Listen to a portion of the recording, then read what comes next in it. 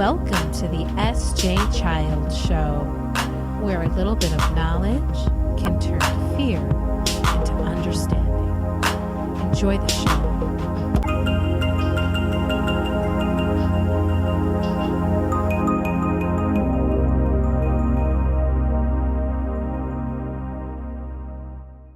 I'm so excited. All right. Yeah, no worries. It's going to be great. Thank you so much for your time. And this is just, I don't know if you've heard even of my podcast, but it's pretty organic and just kind of a natural conversation. So just kind of find out about you and go on from there. That sounds wonderful. Thank you. Okay, here we go. Thanks for joining the S.J. Child Show today. I'm so honored and excited to have Danny Combs. Hopefully that's how you pronounce your last name, right, Combs? Yes. Thank you for getting it right. I get Combs a lot, but it is Combs. Thank you. Oh, it's so great to meet you. You know, I have to give kudos to Harri James O'Kelly, who connected me to you. And she is such an amazing connector. And through that, we can find out about these incredible resources that are out there, especially for our autistic community. And I'm so excited for this conversation today. Let us know a little bit about yourself, kind of where you started, and then we'll go from there.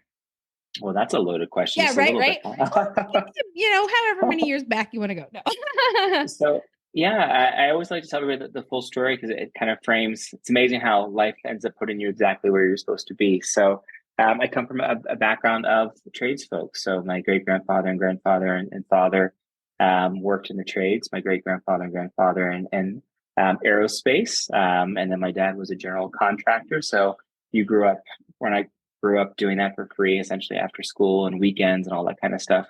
You kind of reject it. And so I decided to go to Nashville and become a musician, which is what I did. And it worked out okay. And did music professionally for over a decade in Nashville, which was pretty great. And then my amazing son, Dylan, was born. And at 2, we learned the things that made him extra awesome was called autism at Vanderbilt University. And, even just he's 15 now, even 13 years ago, it's a wild how much things have changed and how much more we know. And still there's quite a bit of ways to go. And so started looking at what his future looked like. And it was scary. It's still very scary, I think, out there for a lot of families and the resources that are available. It's better now than it was then, but long way to go. And he was able to visualize and conceptualize and manufacture these amazing things even before he could say hello, Dad. He was like 6.5 before he could say, hi, Dad, I love you. But he could make these amazing things. I was that dad to let my kid play with scissors. And so I spent a whole bunch of time in various therapy offices, spending a fortune on those things. It's quite expensive to pay for those things monthly, especially cash out of pocket. And they're amazing people. They did amazing things. Not to put them down at all. That my son wouldn't be where he is today without those individuals that worked hard. And all that time sitting in waiting rooms, talking to other parents, it was isolating. It was frightening. It was lonely. And then there was always deficit-based, hearing what he needed to change and do better, never recognizing all the amazing things that made Dylan Dylan. And so started looking for a strengths-based approach. I have a master's in education, so that kind of helped my knowledge of getting things set up. The curriculum is designed, the music curriculum they use in Nashville to teach music, and started just kind of racking my brains for things for my son. It was very selfish. I mean, it was all about Dylan at the beginning. It definitely was. And couldn't find anything like it at all, and had the chance to meet Dr. Temple Grandin and said, hey, I've got this idea. What do you think? And she was like, put down your guitar and go do it. And so I did. And so the joke is always, Temple told us to. She made you do it. She made us do it. I love it. She's pretty proud of that too. She's a friend. And now whenever I talk to her, she likes to remind me that she was the one that pushed me to do it. And it started out of a vintage truck. I'm a vintage car guy. So we started out of a 58 Chevy, and it's grown from driving around to churches and rec centers and libraries to, our incredible 19,000 square foot facility. We serve hundreds of kids every year. 12 school districts send students to us. And we're leading the state of Colorado in transitioning autistic youth and young adults into employment. And not just employment, but careers. And I like to differentiate. There's a difference between a job and a career. And there's lots of great programs out doing, they're doing amazing things, not to put them down at all. Our community by and large has felt very siloed and atomized. It seems like we're at a really pivotal moment where a lot of us are starting to talk to each other, work together, and change the story of what's possible for our kids. So Mm. it's actually a pretty exciting time in a lot of ways, I find. Oh, A I lot couldn't further ahead agree. than Couldn't years agree ago, more. right? Yeah. No, and our son's 14, so we're literally right in that same Oh, you're era, right with that us. same Yeah. era with you, Yeah. and going through, and we did, diet changes at 4 years old. And was Oh, there yeah. gluten and dairy free things back then? Are you kidding me? No, like I No. had to make the most disgusting food for him. And here It, we are. And luckily, we It's so can, funny you say that. And I appreciate, not to get on this, but I love to bring up that because my son's gluten free. Sounds like yours too. yeah. And at the time, there didn't seem to be much literature about that. And so I started researching on, the internets and the interwebs, if you will, about that kind of stuff. And I talked to the doctors and they literally told me it was pseudoscience. Like their exact word, like there's nothing to document this. And so we ended up just trying the gluten-free diet. And Dylan's speech therapist at the time, we didn't tell them about it. We just started doing it. We're actually documenting his speech because he went to speech therapy and he still goes to speech therapy. And a month into it, they called his mom and I in and they said, "Hey, we have to ask you something." And this story gives me goosebumps every time I tell it. Have you all changed something? Because we're still doing the same thing we're doing, and Dylan's speech has more than doubled in a month.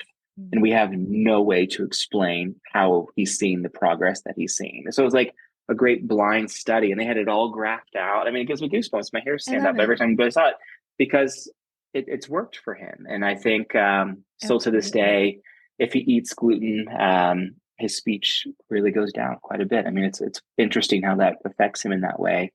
And you're right, because like if you're on a road trip with kids and you're trying to get gluten free, especially over a decade ago, what do you got? Yeah. Potato chips, here you Yeah, go. exactly.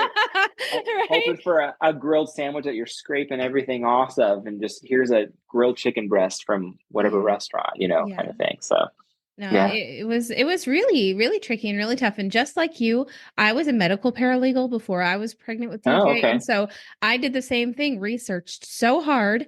And Oh, when yeah. I found this protein imbalance with the dairy and the gluten and Mhm. realized this is impacting my son's speech, and this is also impacting his incredible amount of stimming.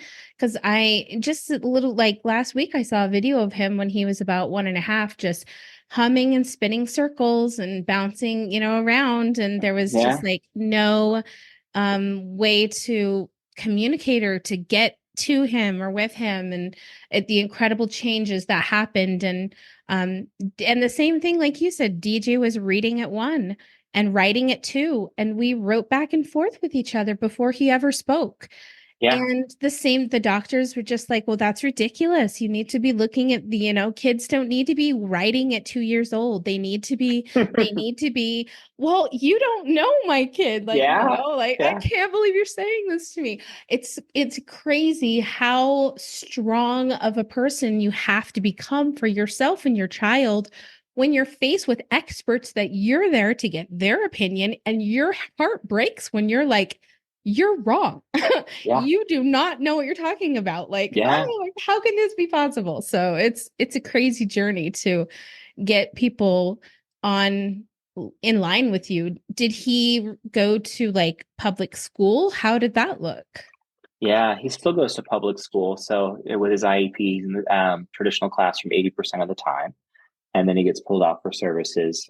He goes to a mountain school here in Colorado, and they actually do, to their credit. I mean, the mountain schools here in Colorado have lots of windows, smaller class sizes. Like in the Denver metro area, that's a different story. I mean, Yeah. it's a metropolitan city with millions of people.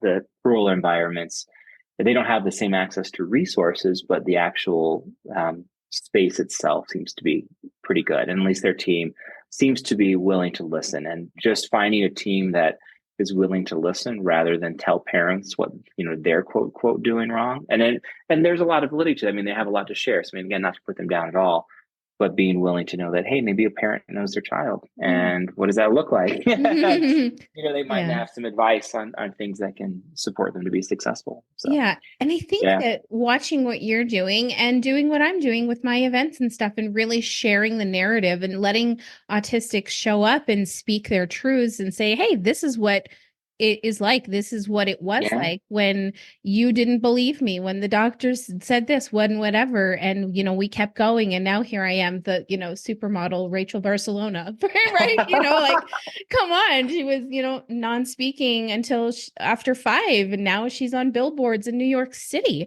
Like, it Mhm. doesn't get realer than that. Like, and of course that's like an extreme. And then we have our individuals who, I like what you said about the environment, because I think that plays such an important part in when we set up our child's or, students' environment in a correct way for them to not only learn, but thrive with their energy Mhm. and their space that they're in. Because oftentimes I think that, schools and their budgets and whatever, they don't care about the environment that the child Yeah. is actually in. And it's so important. How do you incorporate kind of what you're doing with the companies to let them know this is the environment that this individual might need when they get to work, when they're going to, with you and your company? Yeah, well, it's multi steps. I mean, it takes time. And so we look at it from a couple different ways. For attacked, first, we fully embrace the idea of universal design, and we work with companies to help them understand what universal design is and what that looks like and how that plays into communication and the environment and overall success, not just for their neurodivergent employees and the neurodiversity community at large, but also their neurotypicals, because everybody benefits from setting up a space correctly. The idea of the classrooms that you and I probably went through, where 4 white walls, desks in pretty little rows, facing forward, feet flat, listen to the teacher, can't move around, and desks if you were fidgeting. I used to get in trouble all the time because I would turn sideways in my desk, and that was no good if you were doing that. Um, and so we set up our space to mimic what the actual workplace looks like. What we still find is most training educational institutions don't look anything like an employment setting at all. It looks like a school. And there should be a pathway to connect the two. They shouldn't be two completely separate things. And two, what's happened in education and training, and I start here because it's a big part of it. And I think it's where a lot of groups could benefit from embracing, is a lot of groups right now just take an individual and say, hey, this person wants to work, here's a job, let's put them together. But they haven't trained that person, they haven't set the employer up. Those things don't necessarily lead to success. They can, but they don't always. And in fact, statistics would show they very, very rarely lead to success. So we set up the facility itself to look like a training environment that mimics work. It looks like the employer sites. We're using the same tools, we're using the same language, with the exception of we don't have fluorescent lights. We use LEDs. We use different colors. We use more window. I mean, we're doing things that, again, embrace that universal design approach. But then when we get to the employment setting, then those individuals have already overcome the sounds, the smells, the sensations of that work environment. And knowing that it's going to be okay, they've practiced that. They have a team around them to help them experience success in that. Then when they get to the job site, yes, there's probably going to be some variance in the actual site, but it's the same tools and it's the same language and it's the same. For example, Toyota and Subaru sponsor our programs, so our students get certified by Toyota and Subaru, which is amazing for neurodistinct individuals to have that opportunity. They have all of those certifications. They know the tools, they know the language, they know the cars, and they step into the job.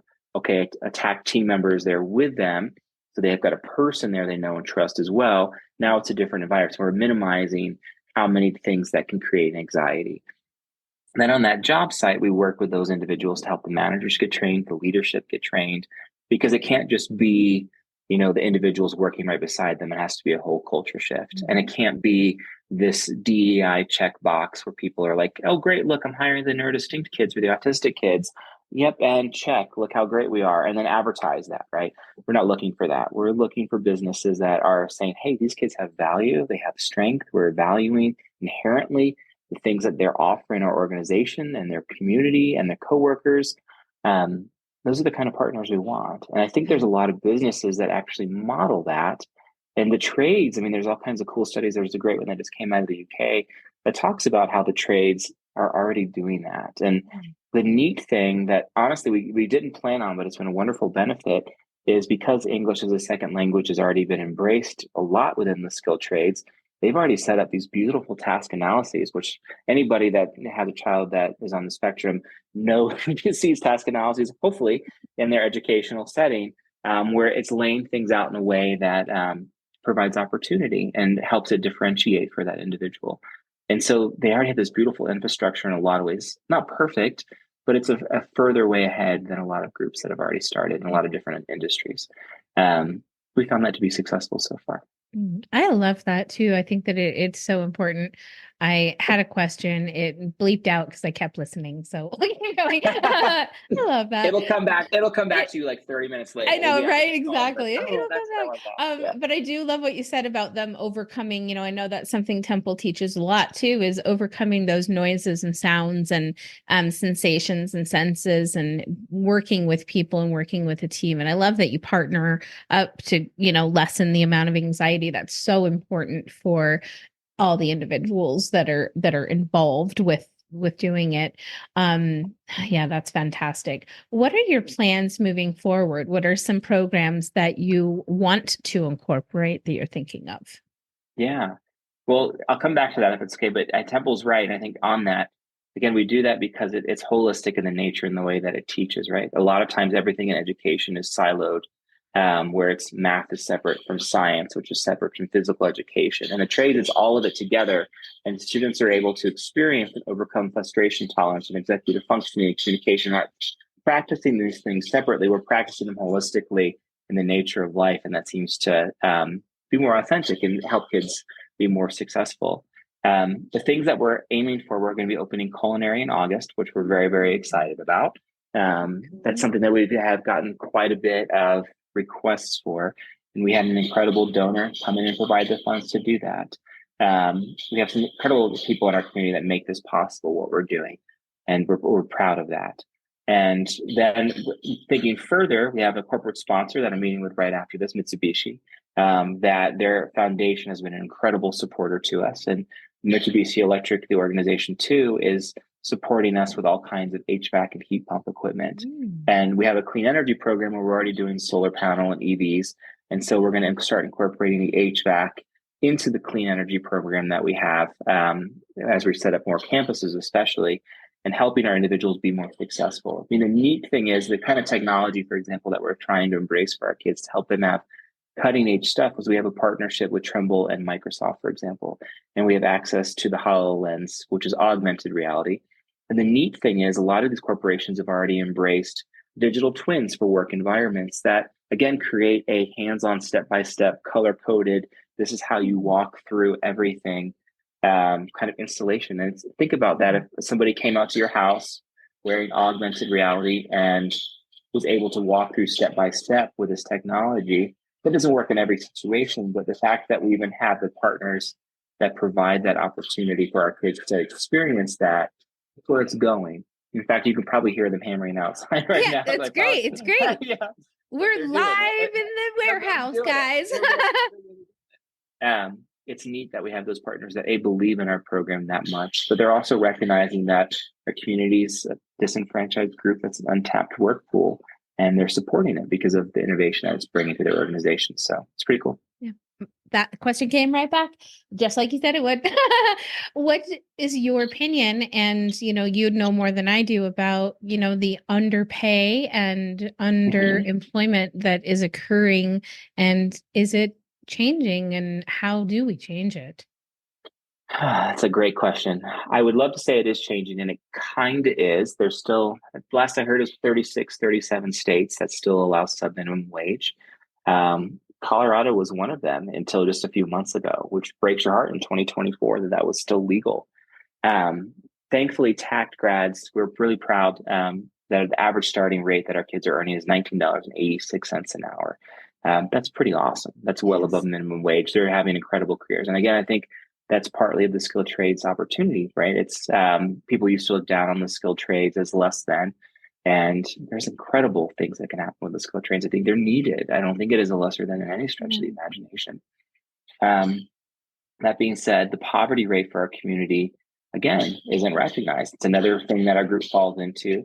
Most autistic adults are working less than full time. And if they are, it's because of things like SSI, where they're afraid if they leave SSI and lose those benefits, then they won't be able to get back on them. And they're right. It is super hard. I mean, so there's a lot of benefits counseling that comes with families and individuals, help them assess that and what that looks like. And then two, depending on how much they're making, that changes. So it keeps our community down. And when you look at Colorado, it's less than $200 a week that the average neurodiverse individual is actually making.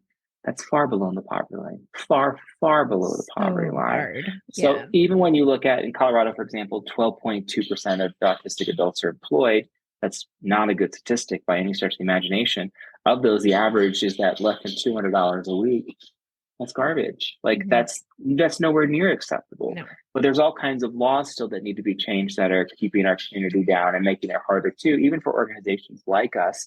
In the sense, when you start looking at programs that have resources to assist a program like Voc Rehab, for example, they do great things trying to help. They should funnel more things, in my opinion, to programs like ours that are trying to make a difference and are actually tangibly making a difference. But the laws in place are for organizations where it has to be a 7-to-1 neurotypical to neurodiverse ratio. I can't think of any other demographic in our country where they would put ratios in place of individuals when it comes to employment. Yeah. Why would you do that?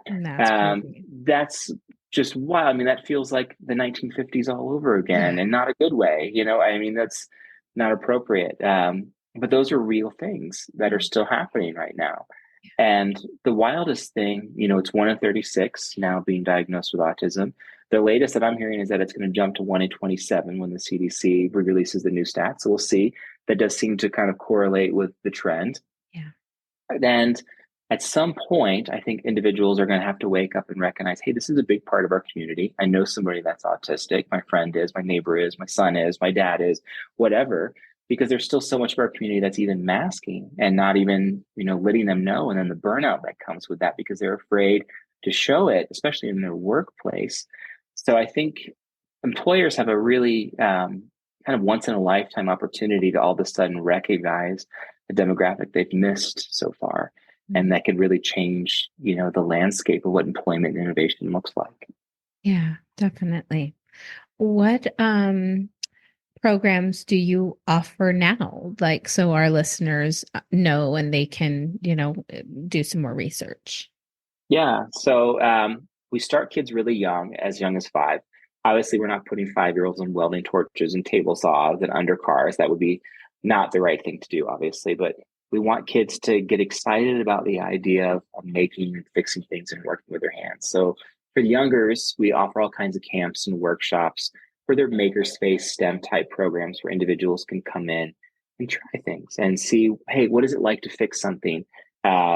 With small things like radios and working on instruments and fiber arts and textile and different things like that. And some working with hand tools, not power tools, other than like a drill, for example, for kids to set up for be successful and say, hey, this is fun. And then with those camps and workshops, we track all of that data so that it's kind of a self-fulfilling prophecy in the sense that as we record all that data, we have all of that. So when they get to that age of transition, they have, here's all the years that I've been working with this. This is something that I want to do. Because what happens now is an individual is supposed to have a transition page. It's law. They should have it in place by 14. Only 54% of schools have anything like that. And that's, I think, being generous, because if it is 54%, I would doubt very much that they're actually adhering to it. Mm-hmm. And then with that, if they're going into a career rather than a college setting, then organizations like Medicaid and Voc Rehab, for example, can fund programs that are transitioning kids to employment. They like to have documentation because things can change, right? A child can one day be like, I want to be an architect or an archaeologist or a doctor or a firefighter or a carpenter, right? If there's documentation that they've wanted and shown this for years, it increases the likelihood that those programs are going to fund that. It's not just a whim that, hey, today I want to be a firefighter. Yesterday I wanted to be a doctor. Tomorrow I want to be a mechanic, kind of thing. So then we have our career tracks, which is our transition program. And that's kind of our meat and potatoes, like really working with individuals in that transition age to young adulthood to, hey, what does a career look like? How can we set you up for success? At TACT, we have everything differentiated where everyone's path is different. It's not a standardized course. It's competency based rather duration based, which in the sense of even looking at it from a competency based approach rather than a duration approach is completely different than traditional education. For some reason, they've looked at things in the past like, okay, you're going to go to college and it's going to be 2 semesters a year times 4 years. So you're doing this and this is how long it takes. Why? Why should that matter? Some of our kids can actually learn things so fast. Like you said, yours could write it too.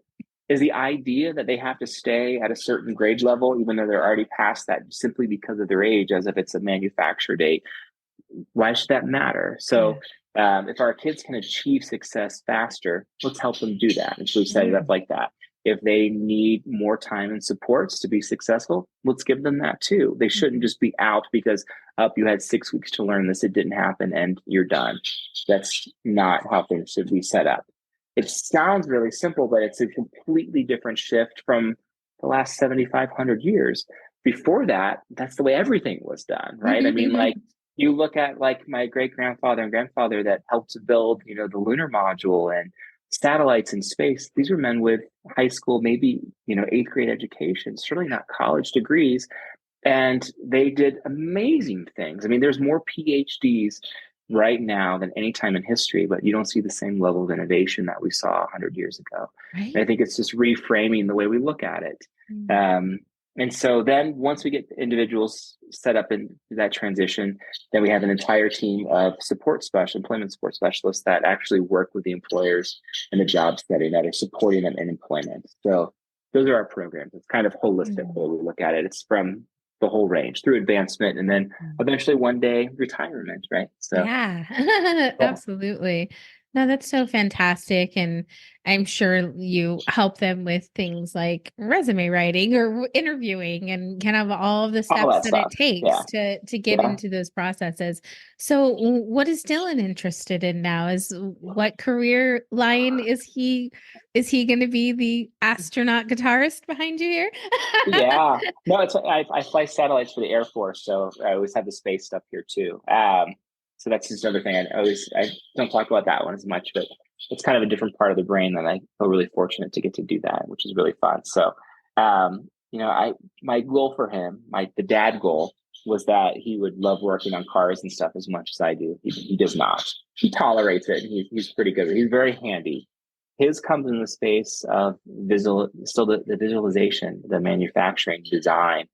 He can somehow see things in his mind and how they should look, and then he's working with the computers to design it. I could see him being an engineer or an architect or a drafter, something like that. And despite like where, it's just sitting and talking with Dylan, having that kind of communication, writing and texting, he's amazing. Like he'll text me or write me the most amazing things. So we live in a world now that those kind of tools are there and where that actually really sets him up very well for success.